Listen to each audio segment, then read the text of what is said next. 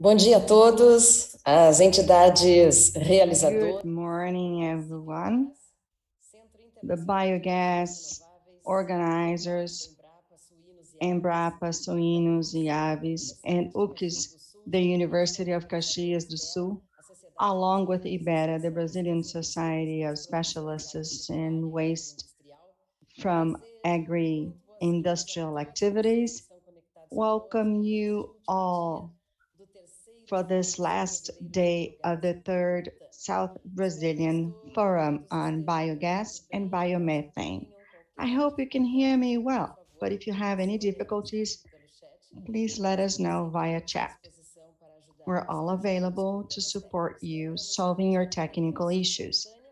I'd like to remind you that we have simultaneous interpreting, which may be accessed directly at our homepage.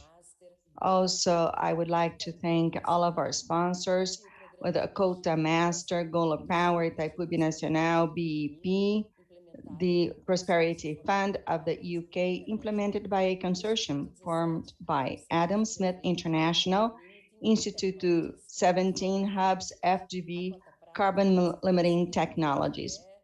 To the silver quota, we have BRD, Leo Energia, SC Gas, Sul Gas, and the bronze quota, AB Energy, A White, CHP, Brazil, Intermac, ERBR, GNPW, Janus and Berger, Luminain, Prexel, and UBE. We also thank all of our supporters, A Biogas, Ebrelp, Brazil Germany Chamber, APL Metal Mecânico da Serra Gaúcha, CIC Caxias do Sul, Convention Caxias Bureau, eMaster RS, IFAGRI SC, FIERGS, GEF, the Ministry of Science, Technology and Innovations, Red Biolec, SIBRI, SEGE, SIMECS, Simplas, Unido, Univares, ASTAP, Suinocultura, Fazenda Transvisão. We also would like to give our special thanks to our speakers and moderators who are going to share their knowledge with us today. We're also going to have some initial announcements, and I'd like to remind you that you can vote directly in the chat to answer and actually to determine the questions that you want to be answered. Also, you should schedule the discussion rooms, which take place after each panel is concluded, and therefore you have to be very quick because we only have 50 openings. Also, I would like to actually, when you share your participation in the social media, Facebook, Twitter, LinkedIn, or Instagram, we kindly ask you to use the hashtag biogasmetano in your postings. Pay attention to the biogas challenge because the access code of this panel will be delivered during the session. With this code, you can access the challenge, insert the corresponding field, and win some points. The best ranked ones in the challenge will show up in the ranking, which may be seen in our homepage. It's easy to participate. We would also like to inform you that we have interesting materials available in our stands for download. We also have a new general quiz, and we have two special quiz prepared by companies that decided to challenge you, our competitors pursuing knowledge in the field of biogas. One of the challenges is from Intermac and the other one from Janus and Berger. Both may be accessed at each company's stand. To obtain this and other new challenges, update your page by pressing F5. The final result of the challenge will be disseminated in the social media of the forum during the next week. Please follow our networks, visit the exhibitors, schedule meetings, so that you can do some networking during coffee break and the lunch break. You will receive the participation certificate next week by email. The speakers' presentations will also be shared for those who have registered next week. To obtain help, press the corresponding button in the homepage. We now invite you to watch the institutional video of our sponsor, the Master Coda sponsor, Itaipu Binacional.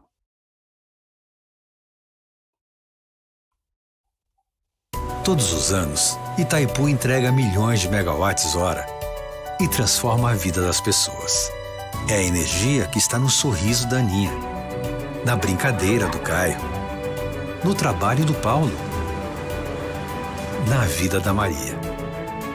E com toda essa energia, Itaipu entrega obras que beneficiam a nossa gente. Porque mais do que gerar energia, somos uma usina de entregas. Itaipu, o amanhã já começou.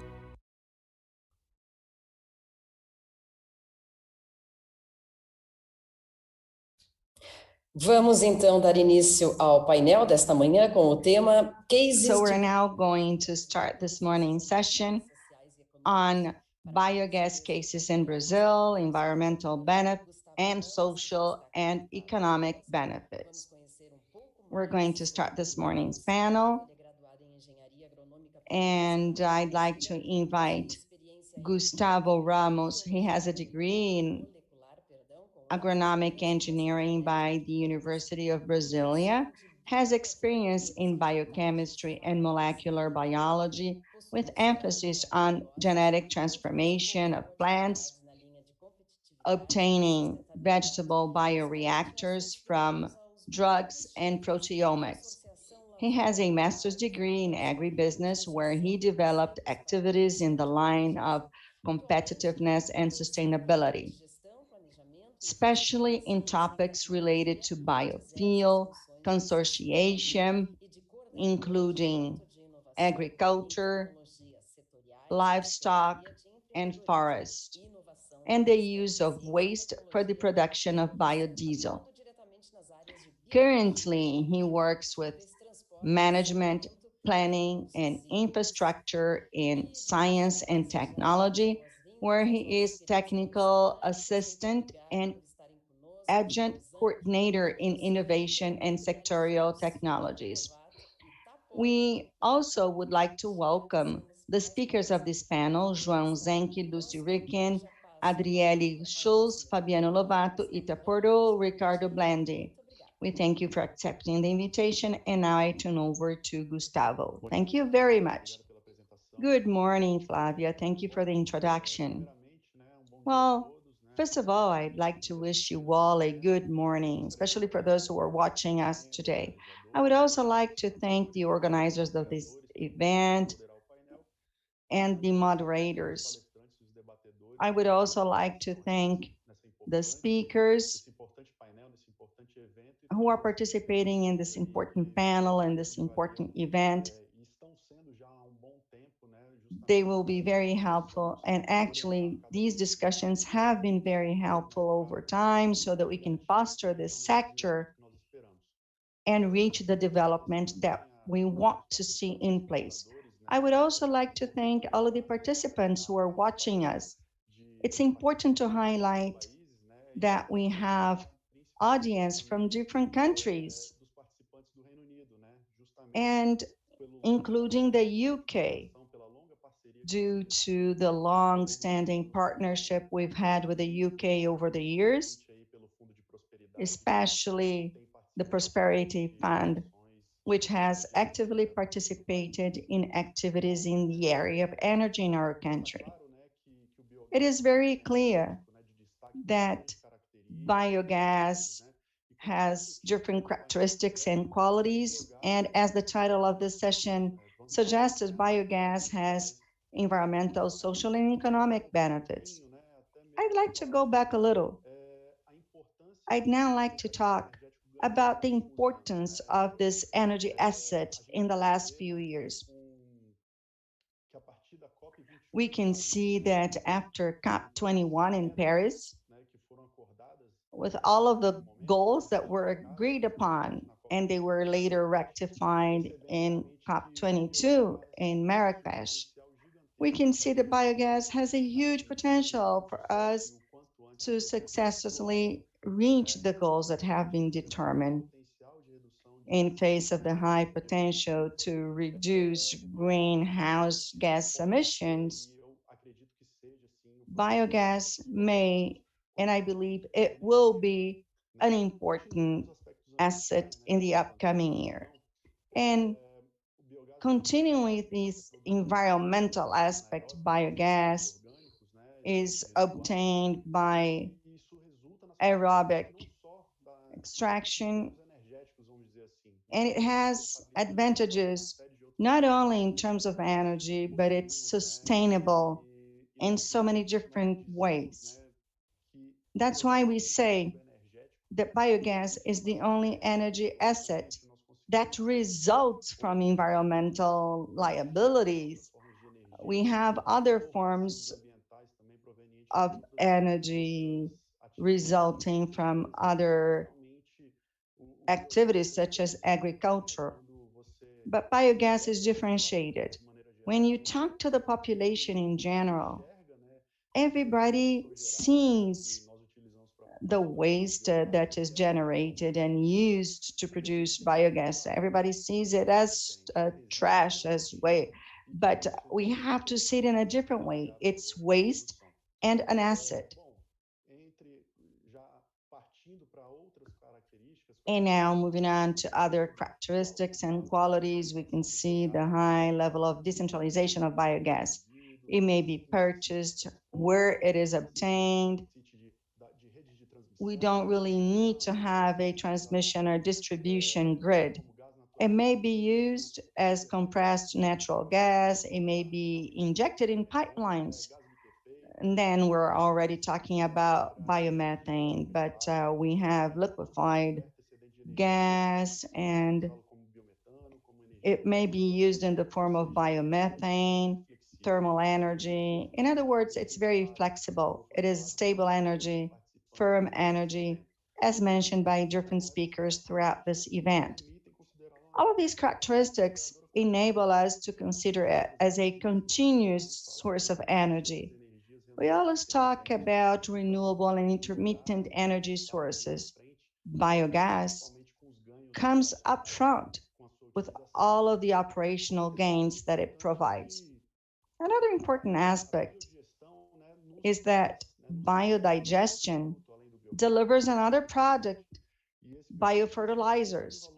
Biofertilizers have strategic value for agriculture, further contributing for the reduction of greenhouse gas emissions effects. So it may be used for productivity gains in agricultural activities. And finally, I would like to mention all of the social gains, improvements such as income generation, employment generation, helping support the men in rural regions.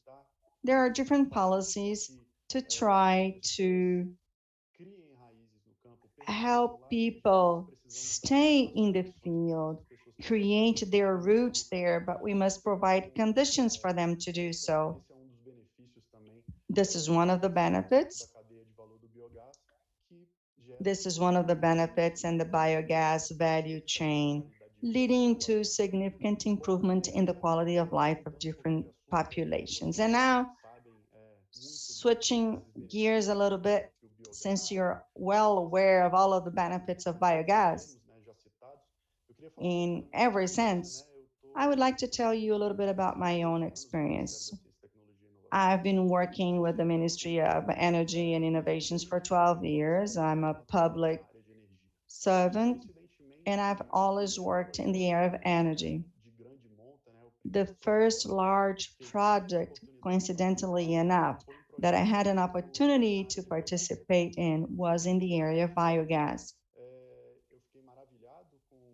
I was really impressed with all of the benefits from the very beginning, and the support that it brings to this value chain. Over the years, I have worked with it. I had an opportunity to work as an assessor for the 2012 and NOL's call, which was made more specifically for biogas. In 2013, more specifically, I had an opportunity to represent MCTI in the Brazil-Germany fermentation program, Pro Biogas, as you probably know it. I also participated in different ANP's resolution related to biogas and biomethane. All of this encouraged me to work so that I could contribute to this value chain. And then in 2012, along with Itaipu Internacional and the UN for International Development, among others, we started structuring a cooperation project. Today, it gathers a series of stakeholders. We have different ones participating in this project. It took us 3 years to structure this project. From the very beginning of the idealization of the project and the development, in 2018, it was approved with resources from the Global Empowerment Facility and the Global Fund for Climate.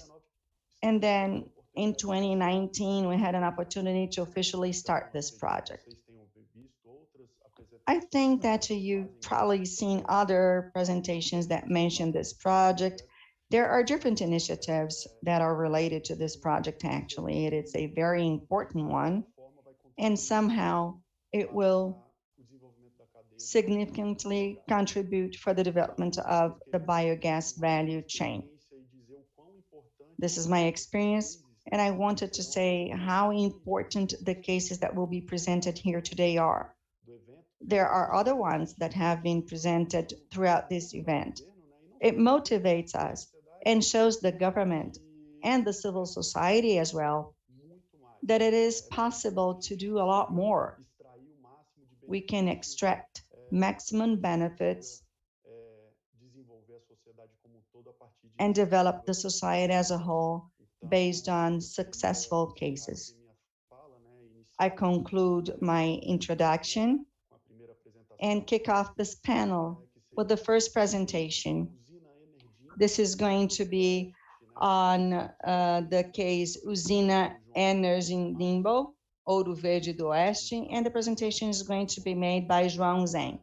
So I'm going to tell you a little bit about João. João is an electrical engineer with emphasis on power electric systems. He has a master's degree in management and sustainability by UniWest and has extensive activities in projects towards the production, storage, filtering, purification, transportation, and use of biogas and biomethane.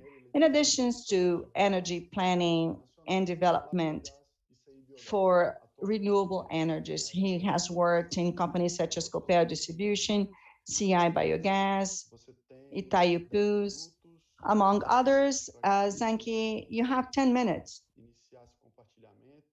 So I'd like to ask you to start your presentation, and please open your microphone.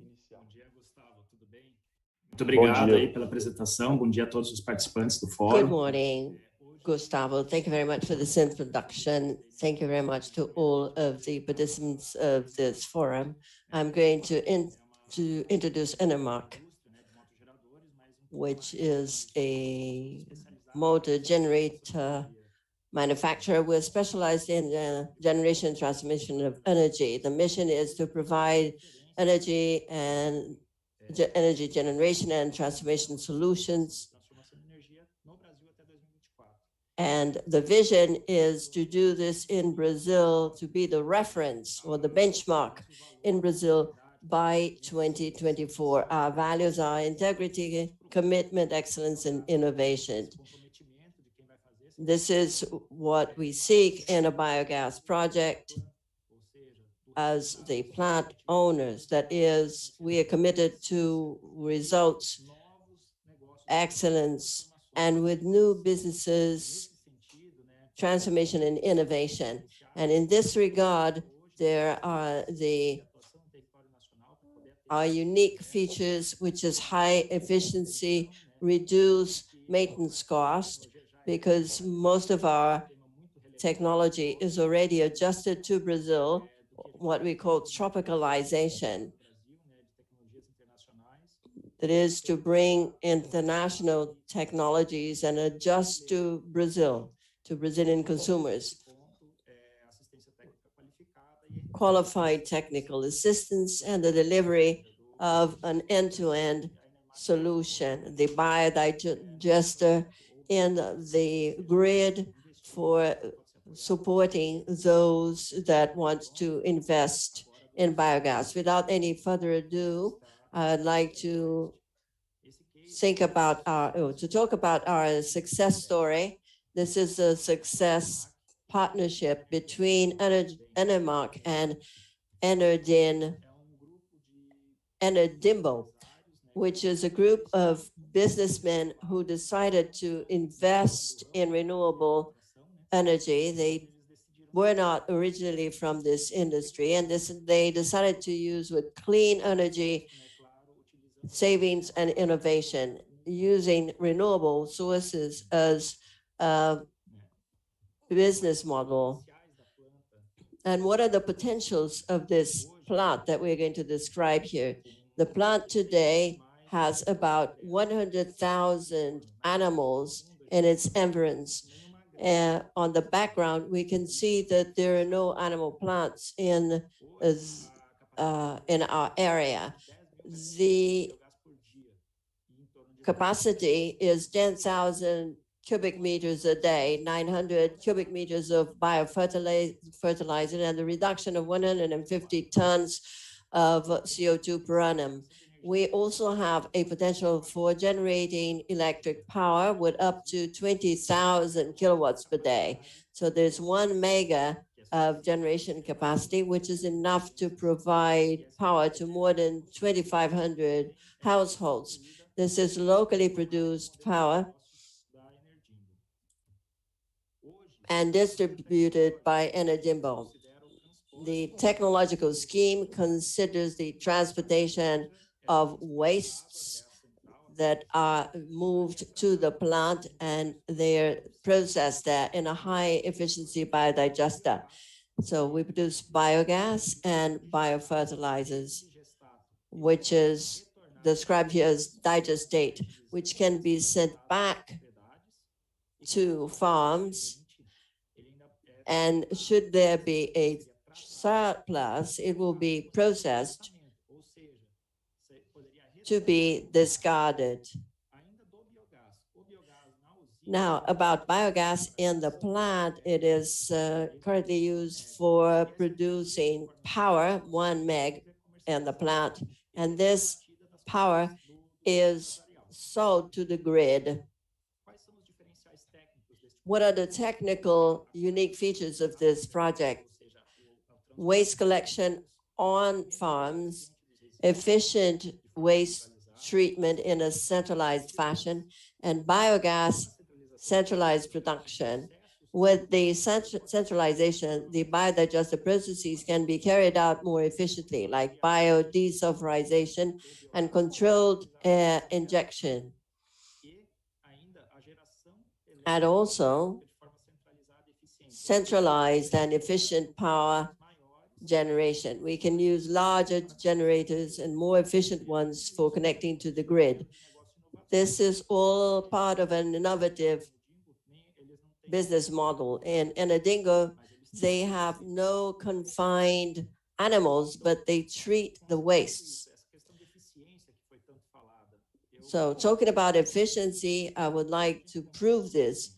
And how are we to prove this? By means of a well-gauged biogas analysis, comparing gas characteristics, measuring the power generated on the spot, and we also provide efficiency to the generator, and how do we prove efficiency? This is the information, and there is methane and carbon dioxide emissions, oxygen and sulfur, and the dry gas outflow, which would be what we draw from the equipment, which we see that is 106 cubic meters per hour.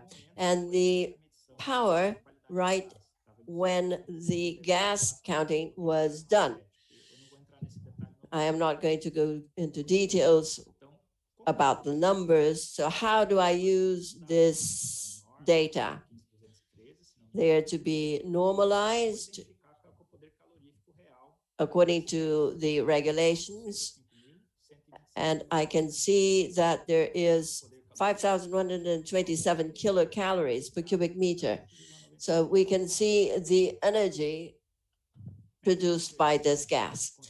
Now, in conversion, considering the outflow of 106 cubic meters per hour and the number of kilowatts, the conversion factor would be 2.25 kilowatts per hour per cubic meter at measurement time. And we can see that the efficiency rate is 38% almost. And why is this important? Why have I brought this piece of information to you? At every 1% increase of the generator production, you have 2.5% of electrical power production increase. So if I have those 10,000 cubic meters of biogas per day and I would have 30% efficiency, I would only generate 18 kilowatts. So efficiency is very important for making these projects feasible. Efficiency makes a difference when we deal with a business model with a case like this. At every 1% of generator efficiency increases 2.5% of the project revenue. Excuse me, efficiency is very significant and can determine the economic feasibility of a project. So we're here to talk about sustainability and the other aspects of this project.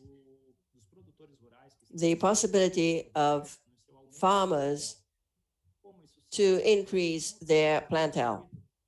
How is this done? By treating the waste, you can increase it to the area you have available in your farm. For these farmers, there is a possibility of a 50% increase. So you can increase revenue and expand the business model.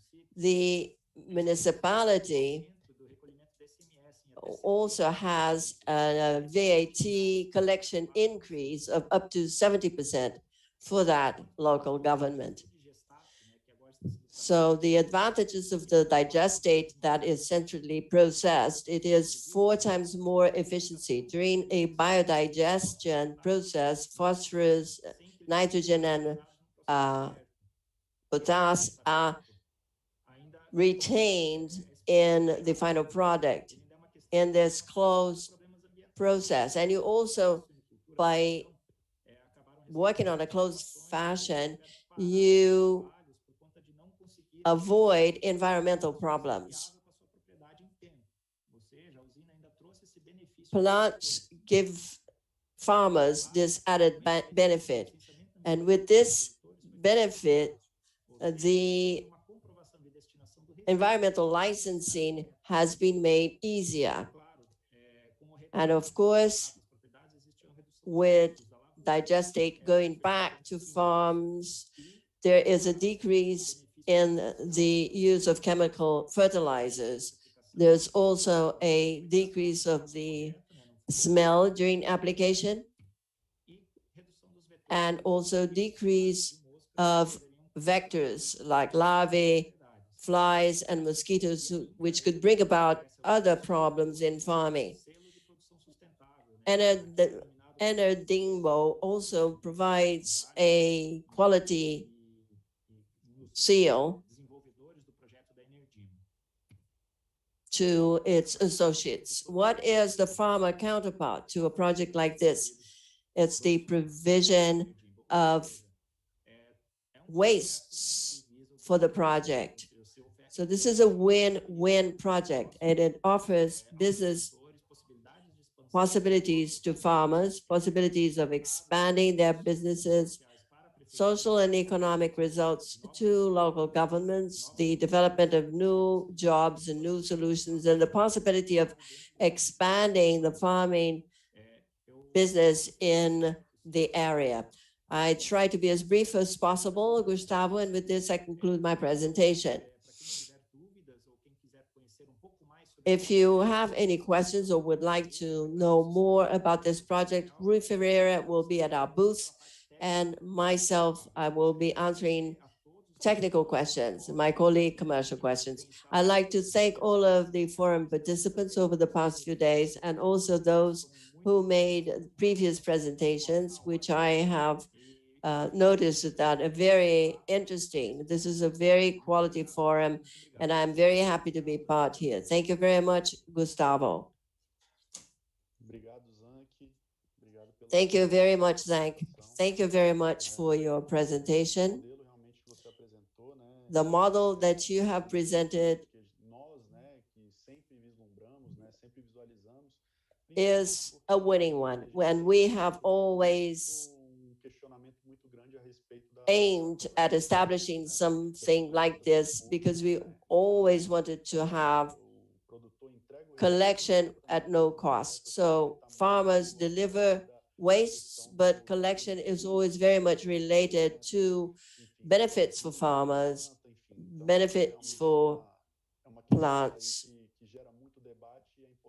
So there are many questions usually around this, and which were clarified by your presentation. I'd like to compliment Gustavo. I'm sorry to interrupt you. A project like this is feasible if the equipment is efficient, if the business model is pre-planned. You're not going to organize a project like this in the making. You have to look at the logistics costs and to assure equipment delivery. This is very important to make a project like this feasible.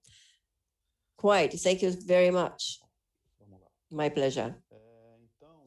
Okay, so now next on our program, I'd like to call upon Lúcio Ricky to talk about our second case, which is an agro-energy condominium in Entre Rios do Oeste. He is a mechanical engineer, and for more than 8 years have been working in the development of equipment for purifying biogas and in the operation of biogas production plants, electrical power, and biomethane obtention.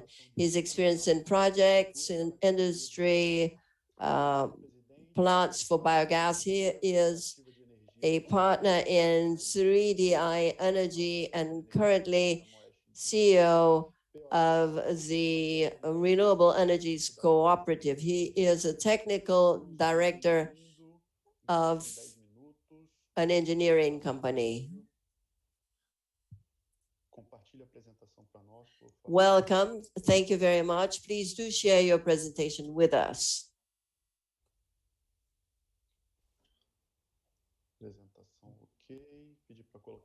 Your presentation is okay. Full screen, please.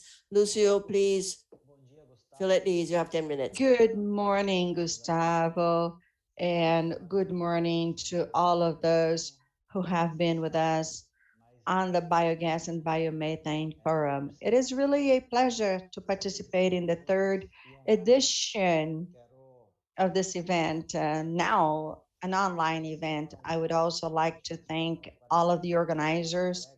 It is a wonderful opportunity to discuss different cases in Brazil with our colleagues and also discuss the advancements we've obtained with new business models that may eventually contribute with the development of the biogas chain and generation of power using biomethane throughout the sustainability project, which is associated to agribusiness and other areas of interest. We have worked in this area for 8 years with the development of technology and equipment for the manufacture of biogas. We work along with regional institutions and biogas institute, universities for the development of feasible projects to meet the demand of the market. I also worked with infrastructure construction for this chain, and also in the last few years we have operated in plants with different development models. Today I'm going to talk about this project in the Paraná River, at the margins of the river. And this is a business model. I'd like to highlight all of the activities that we have performed, accumulating knowledge to this project. The project itself was part of a tender process by P&D Anno. It was conducted by CI Biogas and Itaipu, trying to decentralize biogas, enabling small producers to be able to maintain their activities, in this case, swine culture, providing environmental services, treating waste, adding income and value to biofertilizers, which are obtained by this type of management. With that, it is possible to have an inclusive model. There are different properties participating in this model in a total number of 40,000 animals and 17 farms or 17 producers. This arrangement includes 4 integrators. It is a differentiated productive model with different actions, different ways to conduct activities. This is very good for the process as a whole. It enables us to increase this gain on the understanding of the different projects, going from production and qualification of biogas and its use.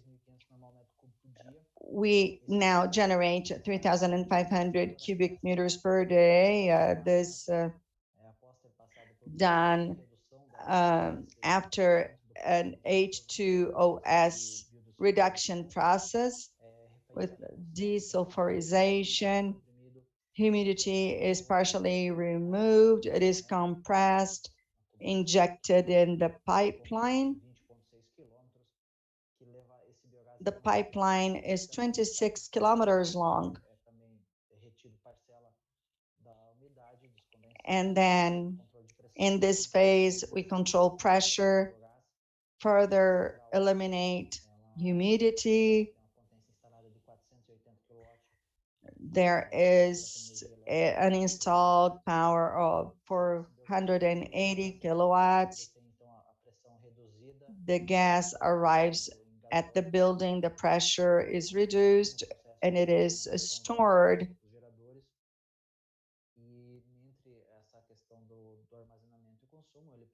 for storage and consumption. It goes through another process of the elimination of impurities, and then it is stored in public buildings in the municipality. This is one of the main differentials of this model.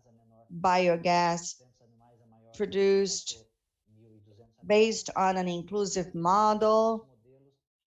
All of the different models are integrated.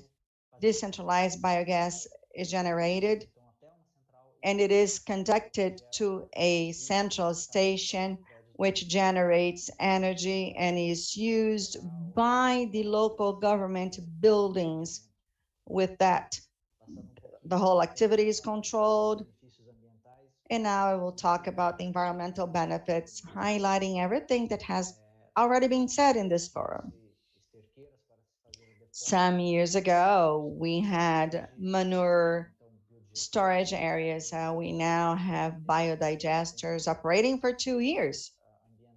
There are environmental gains for the use of biofertilizers, which are being used appropriately, preserving the soil, the water, and generating savings with the use of fertilizers that have nutritional value for agribusiness. It is important to highlight that today we can treat 242 tons per day of swine culture, livestock waste. We also generate biofertilizers. The impacts would be preservation of water, soil, and air. To do this, we try to provide sustainability to the whole process and the business. It's important to highlight the location of this collection system. It goes through the urban area of the city, close to rivers and different flooded areas. There are different projects that are very important, including different sizes of properties so that we can have environmental preservation. This has a positive impact on the project, providing benefits to the different municipalities. And there are rivers and other water sources around the region. I would now like to share an important process, which is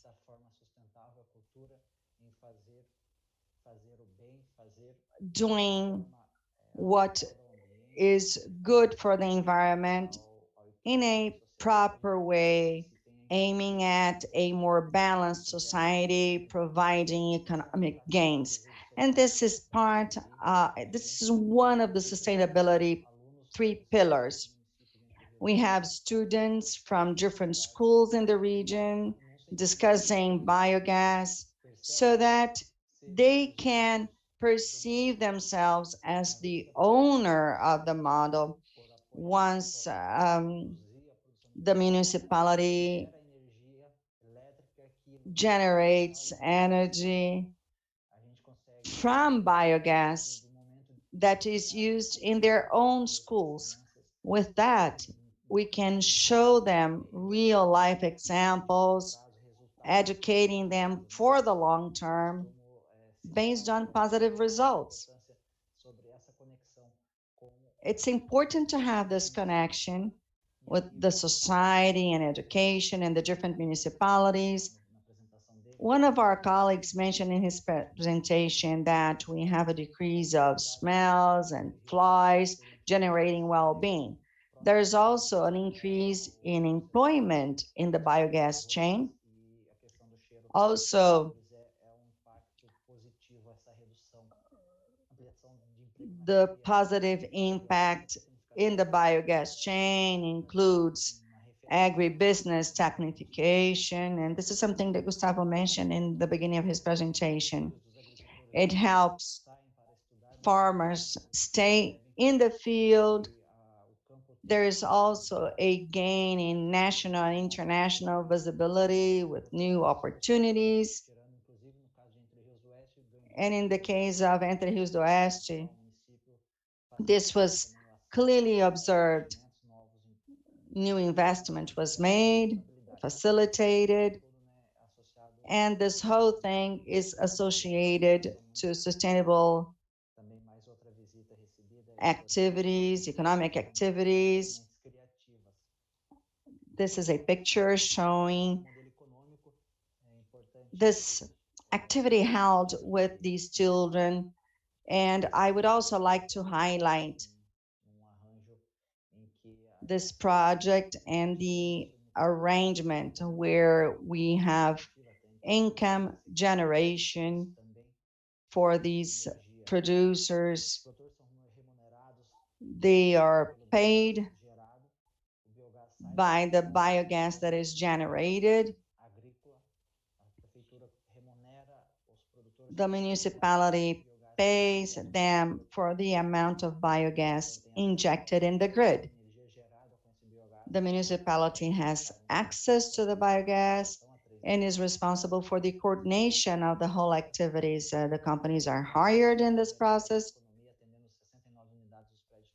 There are savings, and 37,000 buildings are served by this activity. It also generates savings for the municipality. With this model, we can see reduced payback. Fixed costs are shared in this process, as opposed to a centralized production where you use all of the equipment and everything alone. This has been a key factor for all of the municipalities generating interest in this project for replication in other municipalities. This is an attractive business model to explore biomethane. And with that, I would like to link this with Paula's presentation yesterday in the panel on biomethane.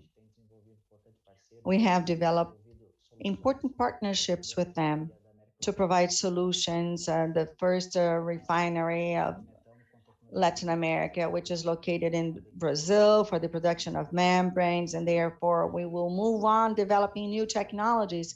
This is a model where you can see the implementation of the use of biomethane in the region. It is also possible to supply biogas for the municipality's fleet. This generates sustainable economy, generating wealth in the municipality. To wrap up my presentation, I'd like to share the closure of a nice deal with one of the members of our project. Thank you, Lucio. Thank you for the excellent presentation. This is a fantastic case. I had the opportunity to visit it in 2 different occasions. I went on site and I realized that a good part of the biogas is being used. Of course, that the arrangement between the public and private sector was very important so that this could move on. It is very interesting. It is also interesting to note the integration of all the different producers with a gain of scale, just as we know that in addition to Grande Rio do Oeste, there are other municipalities that could use this example to develop other success cases. I thank you for your presentation. Thank you, Gustavo. It is really a good opportunity. There has been a lot of interest actually in what you mentioned about the connection of the public and private sector is one of the benefits that we see, and today this helps us present this case.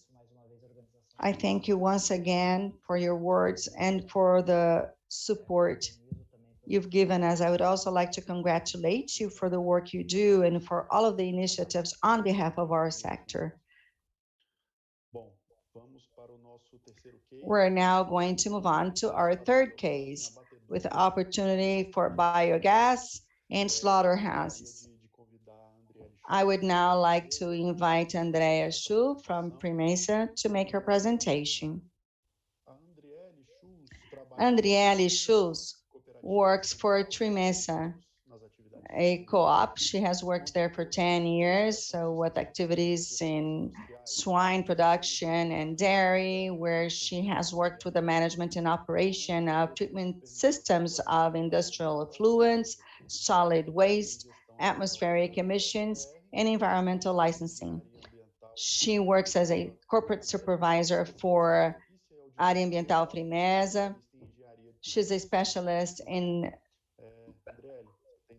production engineering and is a specialist in environmental auditing. Thank you very much, Andrea. Well, thank you, Gustavo. Good morning, everyone. Thank all of you who are listening to us. Thank you very much for this invitation to Frimeza and for the opportunity of showing the results of our work. I'll be talking about this opportunity of using biogas in Carcass Singeing. I'm going to speak about how we arrived at this project. Of course, we would be able to speak for hours on end about this, but we have limited time. I will be brief. Now, talking about Frimeza, we are a manufacturing plant and a company operating in the state of Paraná. We work with meat and of swine culture and milk. And our mission is to provide value foods for people with quality, sustainability, and everything the consumers need, which is good products. Of course, Frimeza is here working with another 5 cooperatives, all of them also located here in the state of Paraná. And we have a portfolio of almost 1,000 integrated heads of swine. And we have 2,486 farmers here in Paraná. We are the first company in slaughtering swine, the 4th largest company for swine meat, and the 3rd largest Paraná state in dairy products, and also the 12th in the country. Last year, our turnover was 4.29 billion reais, and we also had more than 400,000 tons of quality products offered to consumers. And very briefly, where we are located is our 6 plants, which are called Frimeza, 2 for meat, 4 for dairy products, and we can slaughter 8,300 heads of swine per day, and 850,000 liters of milk, which can be sold every day. We also have collection stations in Santa Catarina state and in Mato Grosso state. When we talk about opportunities, what we attempt to reach at Frimeza with the biogas generation project and in Carcass Singeing, as Gustavo said in his talk, we have an environmental liability, but we consider it much more as an opportunity and innovation. Our main goal in implementing an anaerobic digestion project is for treating effluents and also to attain innovation and sustainability, taking into account the potentials that these liabilities can provide us with. I have a 3D plant here on the screen. This is a project which is being implemented, and the purpose was treating effluents created in the industrial process, which are almost 400 cubic meters of iodine specifically.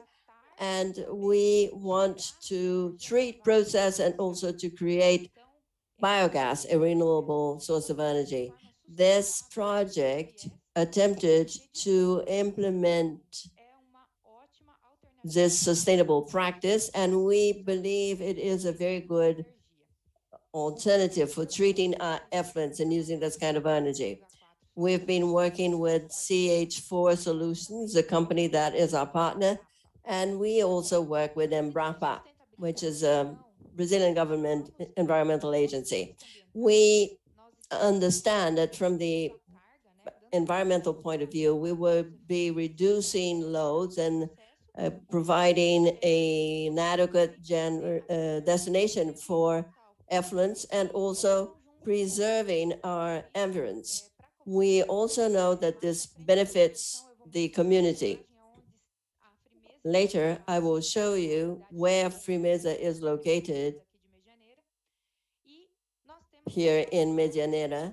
And we have a whole city that has sprouted in the environs. So by treating effluents quickly, we also decrease odor as a side gain. From the energy point of view, we have the reduction of the use of fuels and renewable energy. We use GLP or cooking gas for singeing swine.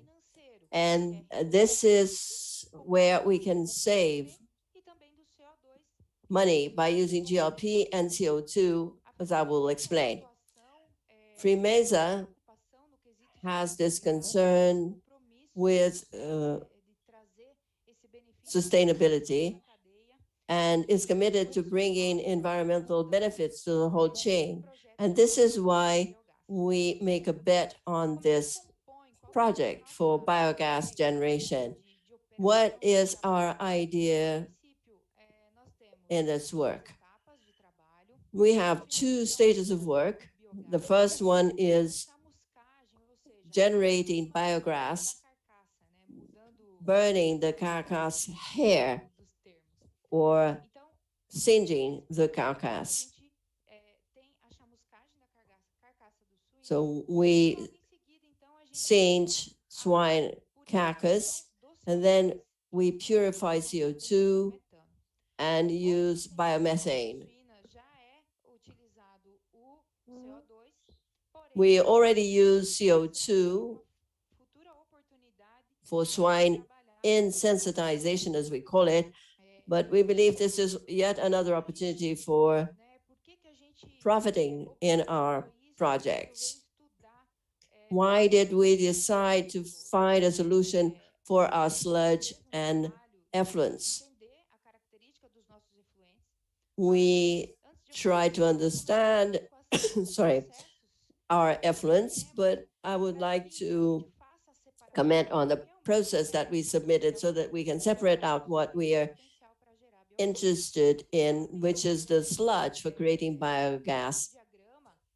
There is this brief diagram for effluent treatment in our plant, and there's the generation of sludge in the flotation process that is going to be fed into the biodigesters. And we also have the solid and liquid effluents. In this process, we have noticed that if we made adjustments, we would have sludge and biomass that would be equalized during or throughout the whole biogas generation process. When we talk about lab tests, we attempt to understand the real composition of this substrate and what the biogas generation potential would be. In this case, we noticed that for each cubic meter, we would have around 13.6 cubic meters of biogas from the sludge put into the biodigester. So the overall plant would generate between 5,000 and 6,000 cubic meters a day. All of this is going to be enough so that we are self-sufficient in using both LPG and CO2 in the future. So here I show you biogas production evolution, and we worked on this together with Embrapa and the hired firm, CH4 Solutions. And it shows the evolution of biogas production for the use we want to have inside reactors. The maximum peak is at 10 days, and then there's stabilization of biogas production.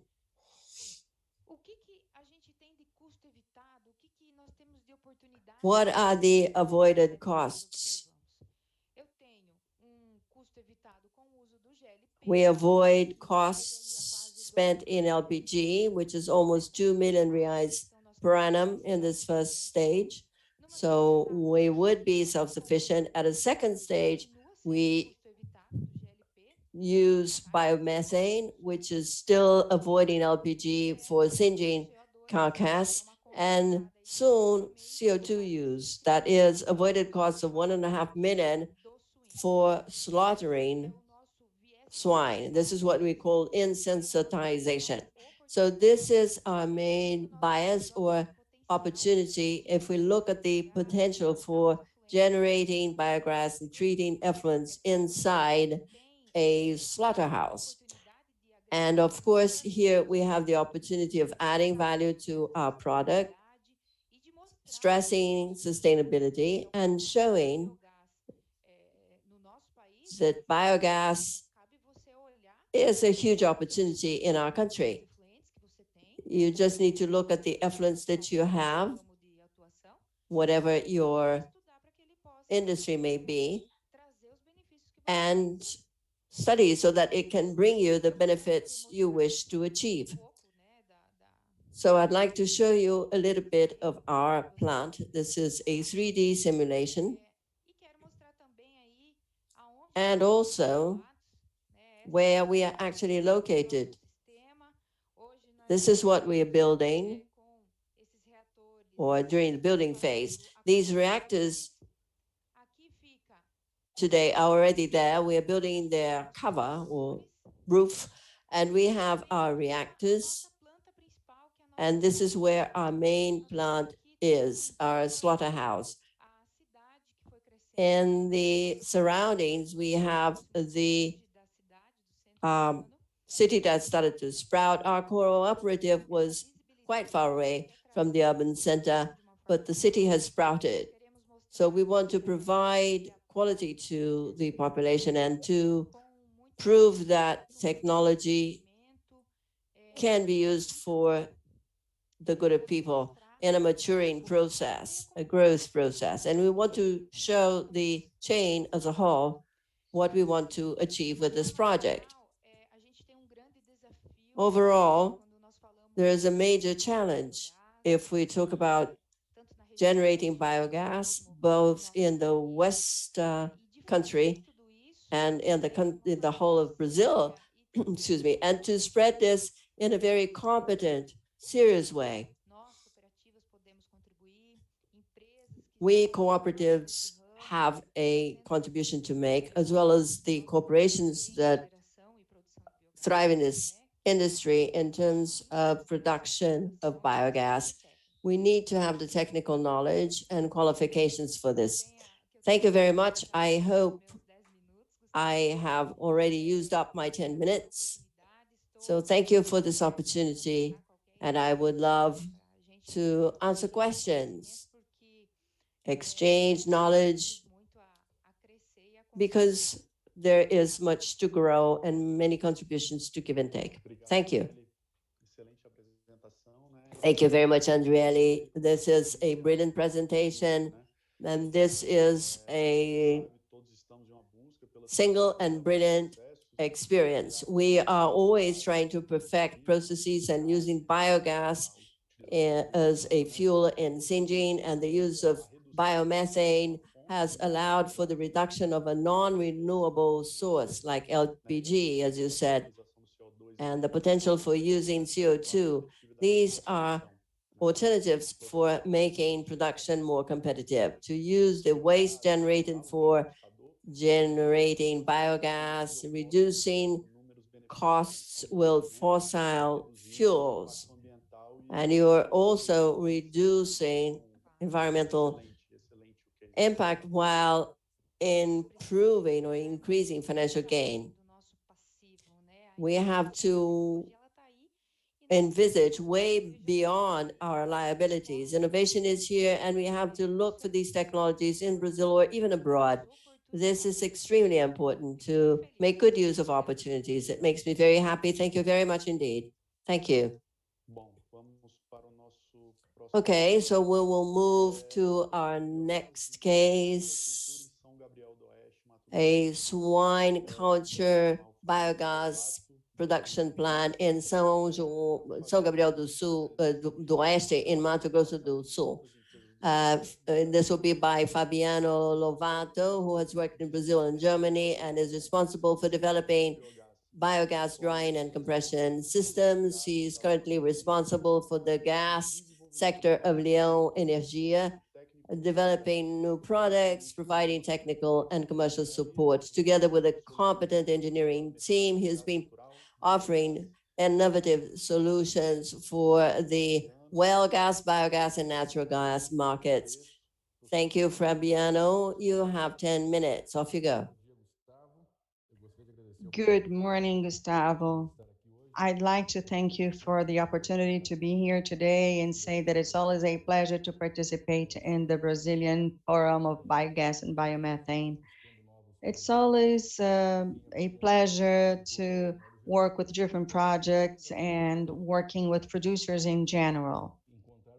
My presentation today here is aimed at small cases, producers who frequently cannot implement large systems in their plants and who do not have the visibility of large projects. I would like to talk about the biogas plant of swine culture located in São Gabriel do Oeste. In this plant, we have swine culture effluents. The use of gas includes 4 generators and 1 carcass incinerator. The quality of the biogas, nobody knows. The volume, nobody knows, and we don't know what the efficiency was. So what did we do to mitigate this in general? Well, we manufacture a mobile biogas lab to determine the sizes more accurately so that the producers have a clear idea of the amount and quality of their biogas so that they can use it in their processes and reduce the costs with machines that are not operating. This is the case we're sharing today. Here you can see the evolution over the 14 days where CH4 was there. You can see the oscillation from 64% to 65%. And so the oscillation was minor over the 14 days, And moving on, we can see the evolution of oxygen in this plant. Note that in the beginning of the process, we had 0 oxygen. Then on the second day, we had 0.2%, reaching 1.2% of oxygen in the process. Today, the process is close to 0.405% of oxygen. As you can see, the reduction of CH4 in the first slide was minor because of the optimization of oxygen in the process as a whole. But then in the third slide, you can see that when the lab was started, we had a volume of 1,100. And I'd like to remind you that it's a full cycle machine. And so in the first 5 days, we had an abrupt decrease and then a minor evolution. And today, the current volume of H2S has been stabilized with optimized activities for consumption in motor generators. They're older, there's no biogas treatment process. It goes directly to the motor generators. We were able to prove that smaller producers can mitigate the effects of A2S. And so here you can see the comparison of the progression of O2 and H2S. You can see the values in the beginning of the process and then the amounts later on. We reached stability, and the most important thing now that I'd like to concentrate my discussion right now is that the daily average flow rate, you can see there is an oscillation going from 380 to 450 cubic meters of gas, with daily decreases going below 250. With that, the owners of this farm obtained 4 machines. But you can see that they wouldn't have enough biogas to operate the 4 machines simultaneously. And so what we have today is that there are 2 or 3 machines operating, and one of the machines is not operating. What you see in this slide is the most common thing in rural properties in Brazil. The farmers are not aware of the quality of their biogas, of the volume. They simply invest and buy generators without knowing what is really going on. What we are doing at Leo Energia today is investing in technology. We have 1 lab operating.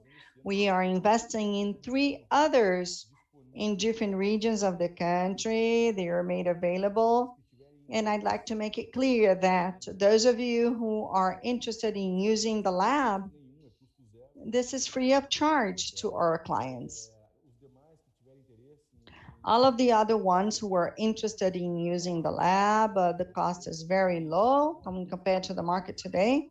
And also regarding the reliability of this product. This case demonstrates that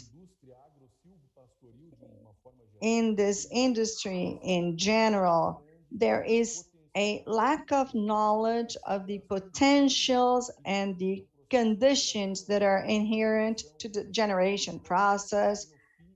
In other words, what this biogas is going to be used for.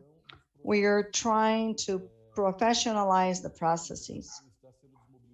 The lab is going to be demobilized in this property and will be moved to another property in Mato Grosso. And then there is an extensive agenda. With that, we are mobilizing a second lab.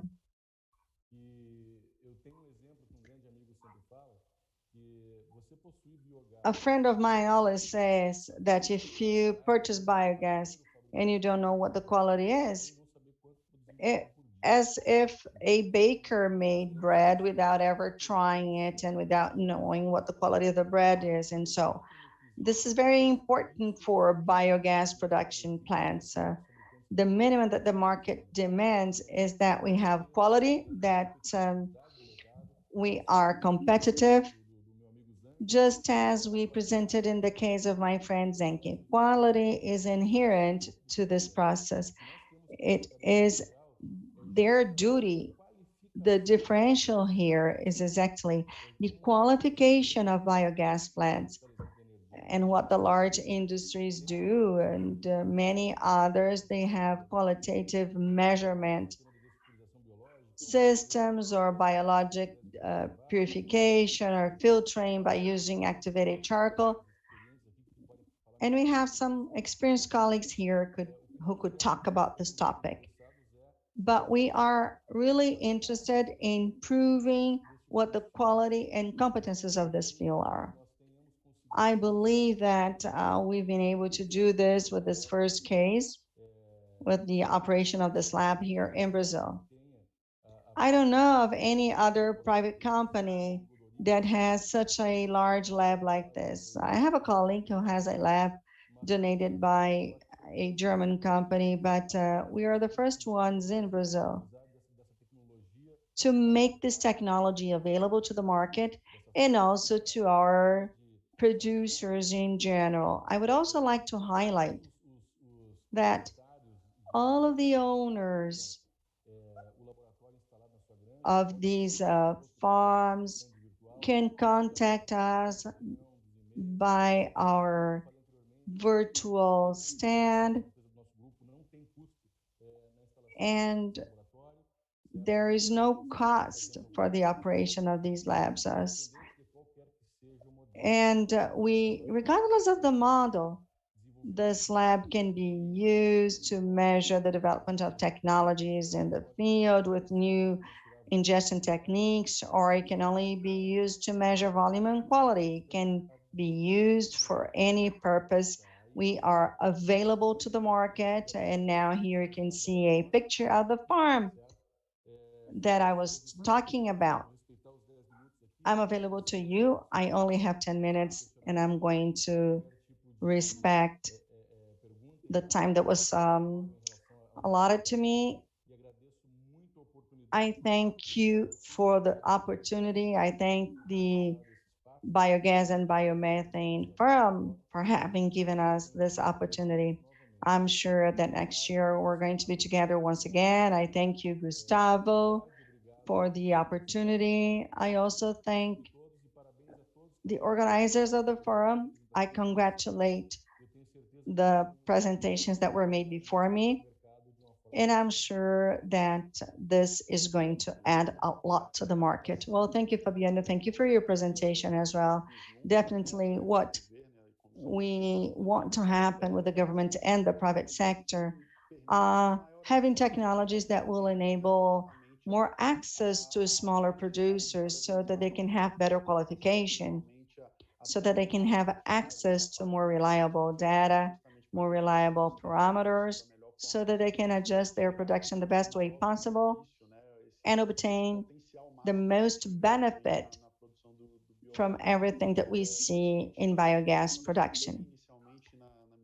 In the beginning today, in the opening, the first project I was ever in contact with was in São Gabriel do Oeste. It was a project for the use of swine waste for the production of biogas. At the time, we still didn't have motor generators. Biogas was burned with flare. But of course, everything was very new, and we knew that there was going to be progress over the year. I'm happy to see such initiatives gaining momentum and really getting there to the smaller producers. Yeah, that's it. The large producers can buy equipment and do whatever is needed to measure, but the smaller ones can't. So what we're doing is offering that to the smaller producers in the Brazilian market, and they represent the vast majority, actually. You're right, Fabiano, right on.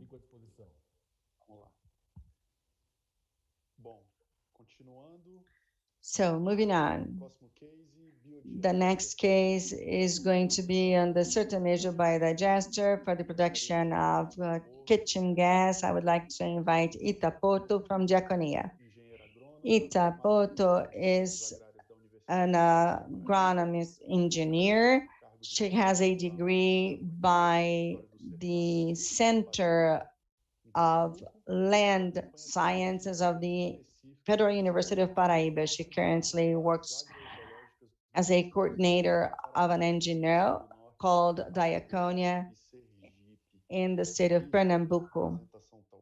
Ita, your presentation is fine. You have 10 minutes. Thank you very much. Thank you.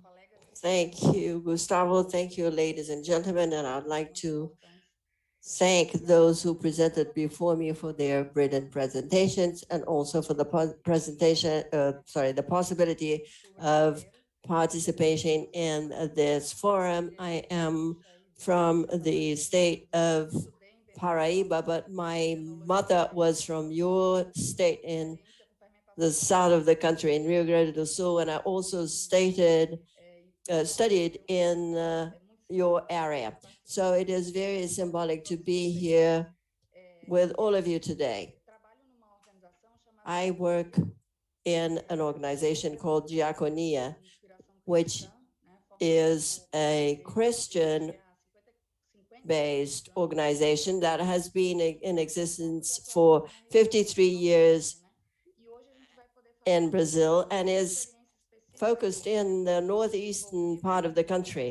And we're going to talk about the experiences we have been carrying out in the hinterlands of that area. We're going to talk about biogas with the sertanejo biodigester. This is the name we've given this technology, and how it is used as a tool for living in this semi-arid area.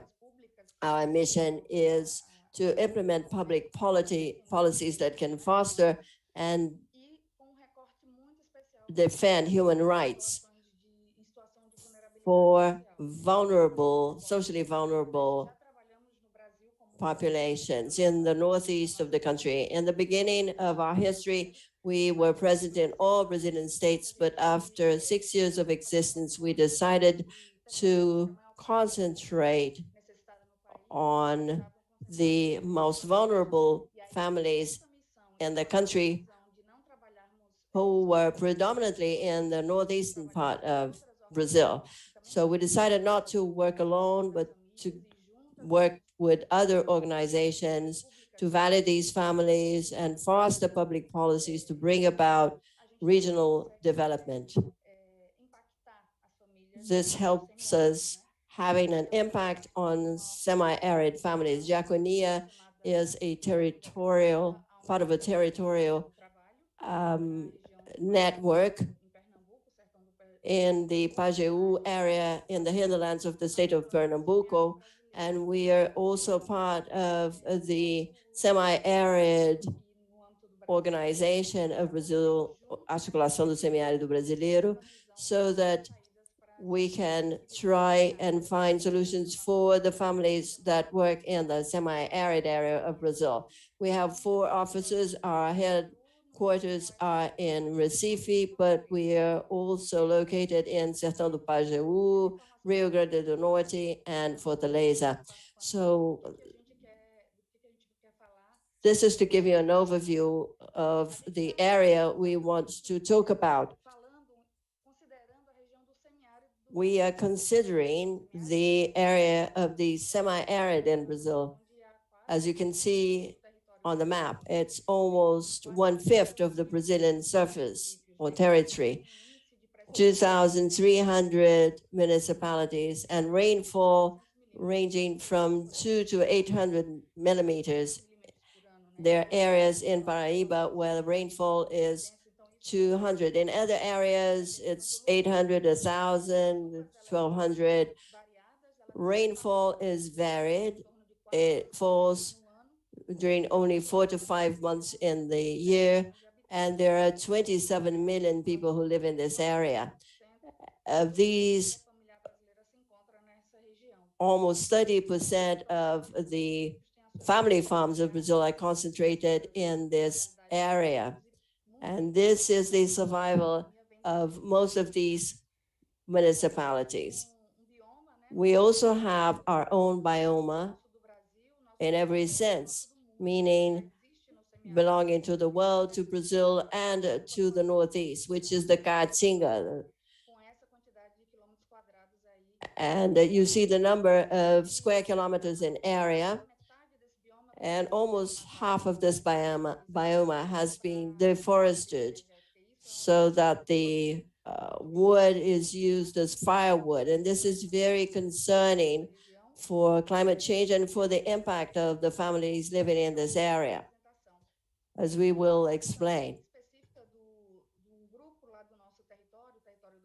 In an action in the Pajeú territory, with our partners, we have noticed that in our area during the week, there are about 300 to 400 lorries full of wood. That's about 400 hectares of wood a month that are taken away in order to provide energy for these people. So it's all based on firewood.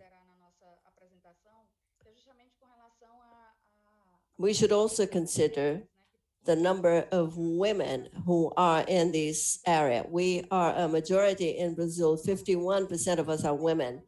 In the northeast of the country, it is no difference. We are almost 30 million people, and a significant part of these women are in the rural area of the Northeast. I say this because it is up to the woman to look for water, to manage the home, and to provide food for the family. And we will see the impact of biodigesters in their lives in a very major way. A significant part of these women are heads of family. They manage the household, and the overload on these women is even greater. Another important piece of information before we go into the technology proper is about water treatment and sanitation in rural areas. There's a significant number of households in rural areas that have no sewage treatment. Before producing or presenting the technology, I would like to explain where it came from. It started with a coordination of the Brazilian semi-arid region that involves families and values the solutions created by the households of this area. Now, two solutions regarding water supply. And first, there is a government program for drinking water, milhão de cisternas, and that's water captured from the roof. And another important one is P1+2, one land, two waters, which is drinking water and water for production. So these technologies were created based on this intervention and the advocacy of these organizations of the Brazilian semi-arid, and they have changed low-cost technologies into changes in the lives of these people. And the biodigester today is no different. It is also a response to living with the challenges in this area for production of foodstuff, water, safe security, and also household power autonomy or electricity autonomy. This is a model of the sertanejo biodigester. It is very easy to understand. There is the waste loading box, the fermentation box, with about 6,000 liters of waste, some often from cows, but also from swine and sometimes small poultry, and also the discharge box that produces fertilizers, which is used for assuring the growing of foodstuffs for these families. This is the picture. On top, we see Maria in pink. She is a young farmer with her biodigester, and she receives people to show how the technology works. And this is also a methodology for implementing this technology, a principle of exchanging experiences between farmers. It's a farmer-to-farmer exchange, and this is efficient for disseminating technology. And there's also Maria with her father putting inputs into the biodigester in the lower picture. In the middle, you have Mrs. Maria das Dores, who was the coordinator of an eco fair of the area. She sells biofertilizers in her production space. And now a bit of the history of the origin of the sertanejo biodigester. Dom Helder Câmara, prominent clergyman, together with the government, first had this idea, and some prototypes for producing biogas in our area were tried. The first one was built in 2008 in the city of Afogados da Ingazira. And as of 2009, we counted on the help of a Norwegian church to disseminate this technology in the semi-arid in order to decrease the impact of emissions, for fighting desertification, and a direct impact in food production. And we consider the families as those who are going to appropriate this technology. And this should benefit their quality of life in the semi-arid. As of 2011, we were awarded a prize by the National Savings Bank. It was the Caixa Melhores Práticas em Gestão Local Award, and we joined the program of rural housing for disseminating public policies. So we built 395 biodigester plants in 6 Brazilian states: Pernambuco, Bahia, Goiás, Minas, and Santa Catarina, and Rio Grande do Sul. This is the map of where you find sertanejo biodigester plants. And this was thanks to our action and also other partner organizations. I will try and be brief in explaining how this technology is built. We bring awareness amongst families, as Maria did with other fellow farmers. Families get interested, they're trained, and there are 3 building steps, which is digging, masonry, building of the fermentation tank, and then putting the biogas system together. This is the digging phase. You have depth and diameter. This is the way of building the biodigester with pre-molded plates.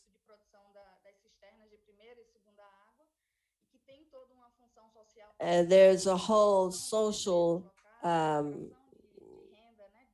action in training masons and generating income for these people while the plant is being built. They work on a collective manner, and these are some images of the construction process inside the fermentation tank. The placement of the gas meter, the filter the gas goes through. So the plant, the digester is built. And this is the 3rd step, the installation one.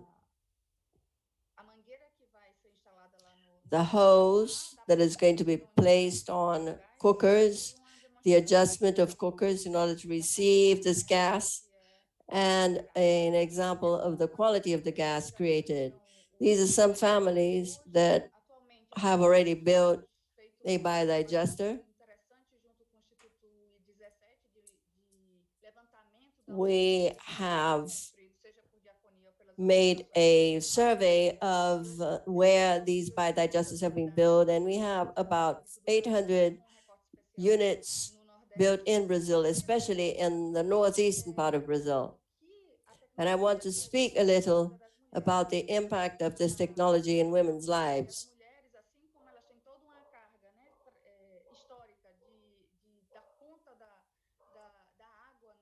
Historically, women have been responsible for the provision of water, for carrying water into the household.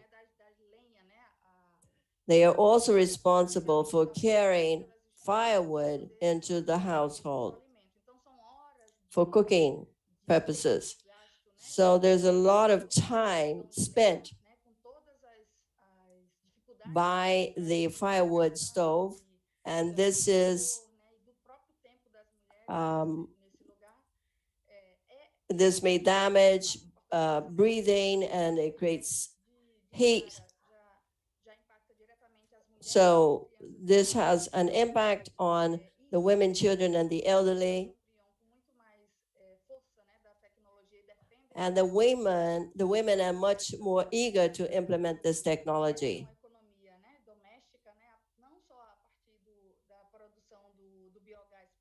Women manage family finance. There's an impact in the production of food and in the selling of products, and it's usually women who sell these products in fairs. There's also many benefits to the environment. Ita, please. I will unfortunately will have to ask you to conclude because you've used more than your time. This is the last slide. There are some challenges in implementing this technology. How can this be used together with other technologies? This is the rural housing program.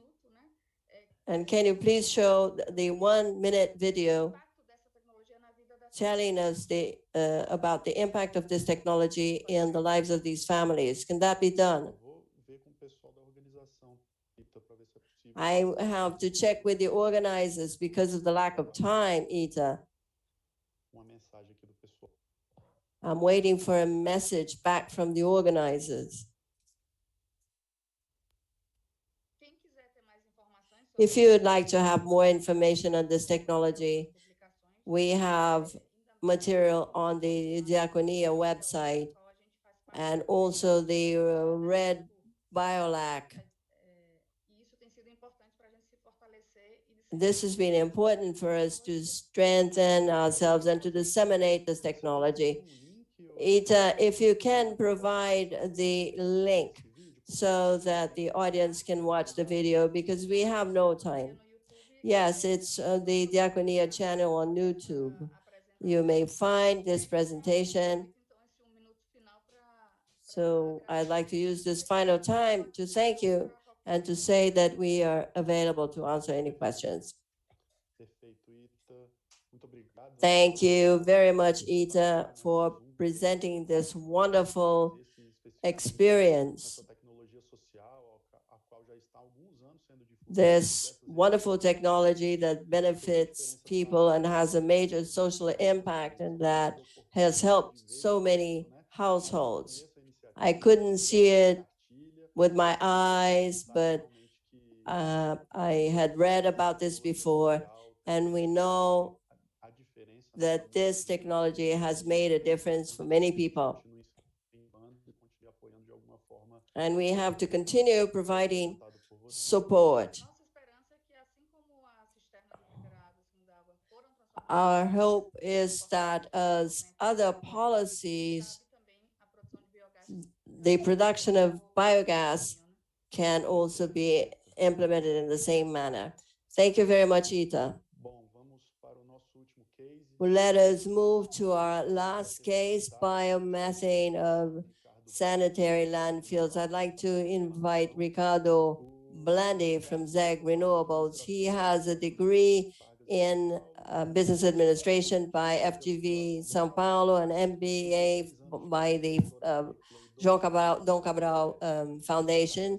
His career has been based on 3 pillars: development of new technologies and businesses, commercial areas, and business strategies. He has worked in companies like Sonical, Monsanto, Novozymes, and in the electricity industry. He has been responsible for the commercial area of ZEG Renewables. ZEG manufactures biogas production plants for biomethane in a low carbon society that uses its resources sustainably and reducing the negative impacts of fossil fuels. Ricardo, good morning, almost good afternoon. You have 10 minutes. Thank you. Off you go. Good morning, Gustavo. Can you hear me well? Yes, I can hear you perfectly. Good morning, everyone. It is a pleasure to be here representing ZEG today. This Brazilian South Biogas and Biomethane Forum. I'd like to congratulate my colleagues. In the last couple of hours, I watched presentations on successful cases. Our project, our company, also has its own impact. It's a little bit different, and I will show you how. Because I only have 10 minutes, I will try to be as objective as possible. I worked for ZEG for 2 years. I will talk more specifically about ZEG Biogas. There are other fronts like solar energy, among others, but our focus here is biogas, and therefore I'm going to talk about ZEG Biogas. It is a Brazilian clean tech. Basically, it explores sanitary landfills, producing biogas from agri-industrial waste. To summarize, we produce and sell energy to replace fossil fuel. Our main focus is biomethane. We heard a lot in the last couple of hours, our colleagues talking about energy in the biogas program. Even though we're part of a group which is one of the largest commercializers of bioenergy in the country, Capitale, ZEG Biogas focuses on being one of the largest biomethane producers in this country, but we generate value to the chain, energy efficiency and circular economy, the positive impacts in the economy and public health care, reducing the carbon footprint. We have our own technologies to produce biogas and biomethane. We also want to turn biomethane competitive. This is our vision for the future. As I said, today we produce 100,000 cubic meters per day of biomethane.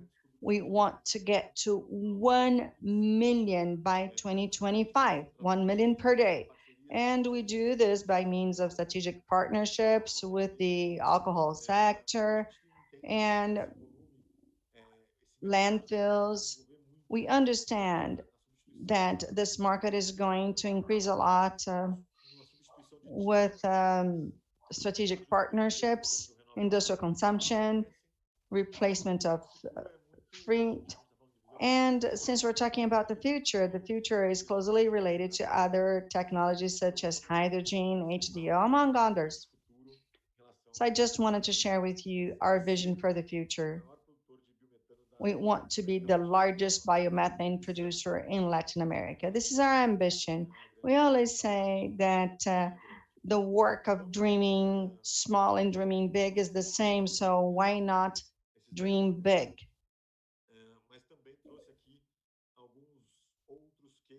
I wanted to share some cases with you here today.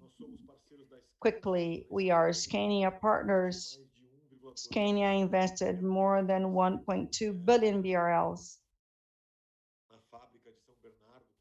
in the São Bernardo plant to manufacture gas trucks with the same assembly line of diesel trucks. And so for each truck that they sell, they recommend us to provide biomethane for all of their gas trucks. And also we supply trucks to São Martin. They are 100% converted.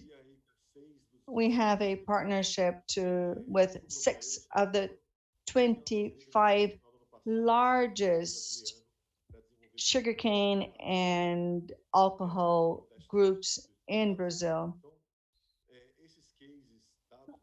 including the state of São Paulo. I'm not going to get into the details.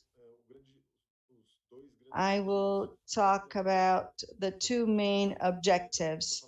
In addition to the landfill, I was asked to talk a little bit about what we're doing in the state of Pará. So I'm going to start with the landfill, which is the main topic of our conversation here today. Today, we are the largest biomethane producer in the state of São Paulo. We use this landfill. It is the CTL Eco Urbis located in São Paulo. This is a picture of our biomethane plant. This landfill receives over 7,000 tons per day, approximately 40% of the waste in the south and east region in São Paulo. It's a large landfill. It's considered the largest one in Latin America and the 5th largest in the world. We will now start supplying fleets with liquefied biomethane. We supply a client which has been able to replace 10% of their energy consumption, also cosmetic in the cosmetic industry. We supply 100% of the consumption of natural gas of a cosmetic plant, replacing natural gas to biomethane. And this company has become a carbon neutral company because of this. This is not a project for the future. It's ongoing, open to visitation. It's operated by Eco Urbis, where we, ZEG, install biogas, we produce bioenergy and biomethane. I will now talk about the landfill case. We're very proud of it. It's very modern. Today, it has a just-in-time operation where for each waste truck, we have 2 trucks of soil put in. It is over 2 million square meters large. We can see the period levels here on the slide. We have 10 million cubic meters per year or 30,000 cubic meters per day produced. This is the landfill. Here in Brazil, we also work with 2 other landfills. This is the main one today, which is already operating. The other 2 will start operating in the next few months. We're very proud for having transformed domestic waste in the São Paulo city. For example, I live in the southern region of São Paulo, and the waste generated in my neighborhood is turned into energy. There's also other opportunities with the examples I already mentioned. We have achieved industrial scale in the city of São Paulo and the state of São Paulo, and therefore this dream of transforming its urban solid waste into renewable energy was true. We're also the largest producer of biogas based on palm oil effluents. This plant is located in the state of Pará. This is one of the largest producer of palm. You can see that we started generating energy. We expanded to 5 megawatts and then biomethane right after that. This is very interesting because we treat effluents, and it is a solution for an environmental liability to the industry. We treat it, it becomes a digestate to irrigate and also for the fertilizing of acai palm. The work we do there is basically a partnership with palm orchards. Horizontal, como eu vi aí nas apresentações de muitos, que depois esse digestado é decantado. After treating the effluent, we neutralize the effluent. The effluent may be or could be a pollutant in the state of Pará, but we treat it and turn it into something that is totally adequate for use as a fertilizer. Just for you to have an idea, we have some pictures here. Other treated effluents and sludge in the state of Pará, very close to the Amazon forest. And here you can see the treatment of the effluent. Also, the quality of the flare that will be used for biomethane. We already produce energy. You can see the pictures here, and here is the quality of the flame for biomethane. To summarize, we are a Brazilian company.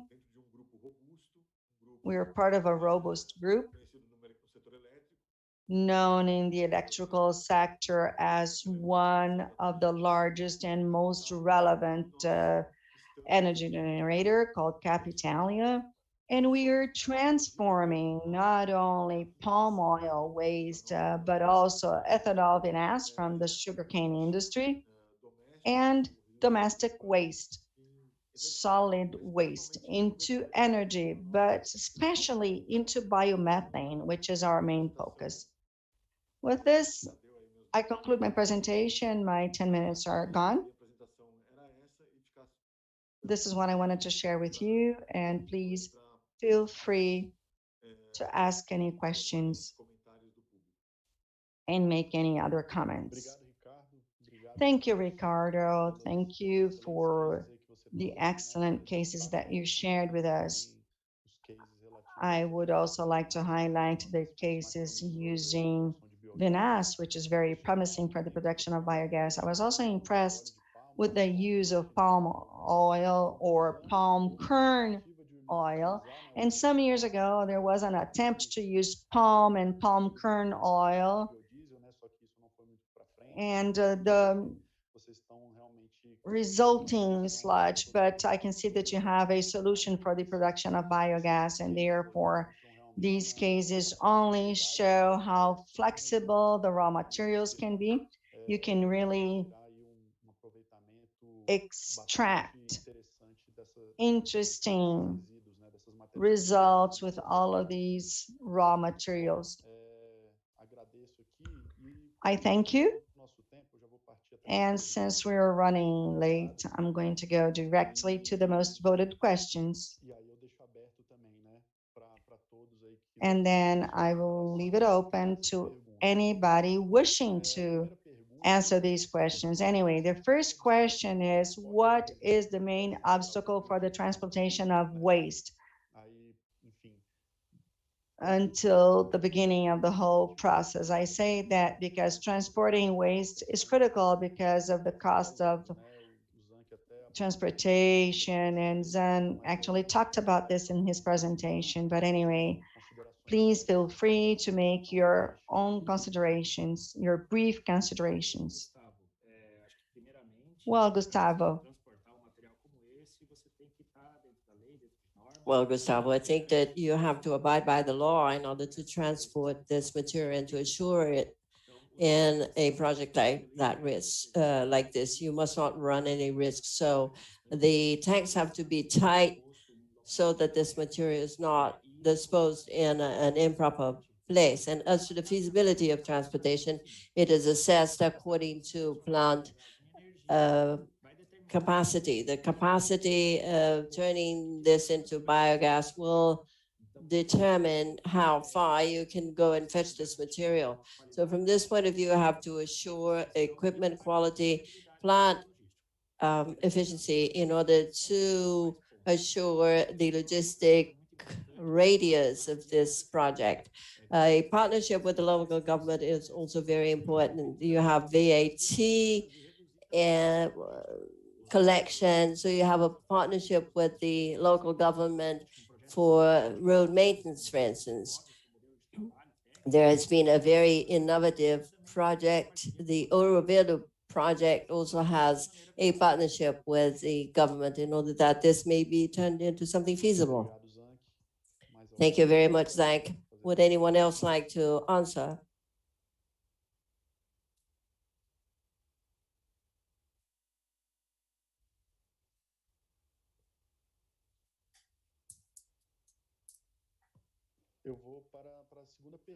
I'm going to move to the second question, which is specifically on the Entre Rios project. What are the challenges of that project? I imagine many ones there have been, especially because there are so many farmers involved. Lucio, thank you very much, Gustavo. That's an important question. As I mentioned before, it involves 4 integrators and different steps, 17 different farmers that manage their farms in different ways. There's biodigestion technology for their equipment, 3 corporations that install their biodigesters. And there's also the control process, one of the challenges that Fabiano alluded to about monitoring flow and quality. All of these processes are still a challenge. And in the past, the operation process for removing moisture in order to make compressors life extended feasible, eliminating H2S. What we do is weekly analysis. In some cases, 2 or 3 times a week, you analyze biogas in order to follow up the methane concentration, composition, in order to prevent problems and controls for preventing H2S high levels into the biodigesters. So there are challenges which are being bypassed with this model of centralized operation. 3DI does this process, monitoring all of these farms, each one with its peculiarities, and the experiences are shared because it's the same centralized operational model. So it is not enough just to centralize biogas without centralizing operations or the experience accrued in carrying out these processes. Entre Rios has been like a big lab where lessons are learned, but we may surmount these challenges with the gas analyzer for the measuring process, and you implement technical systems for surmounting these challenges. And economically, in terms of the business model, we've had good results because biogas has been creating power that has led to an increase of income for the local government because of the savings made. There are challenges, but they have been overcome.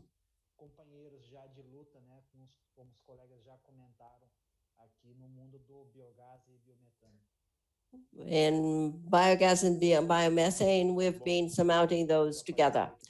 So Flavia is here on screen to me, so I will leave it to her and thank all of the members of the panel for their brilliant presentations. We know that these have been 6 wonderful presentations made. We wish we could have more time to discuss this all, but I'm sure that our audience will also be able to be in touch with all of you for answering questions. Flavia, up to you. Thank you very much, Gustavo, and to all of the members of this panel, João, Lúcio, Andriele, Fabiano, Ita, and also Ricardo. Thank you so much.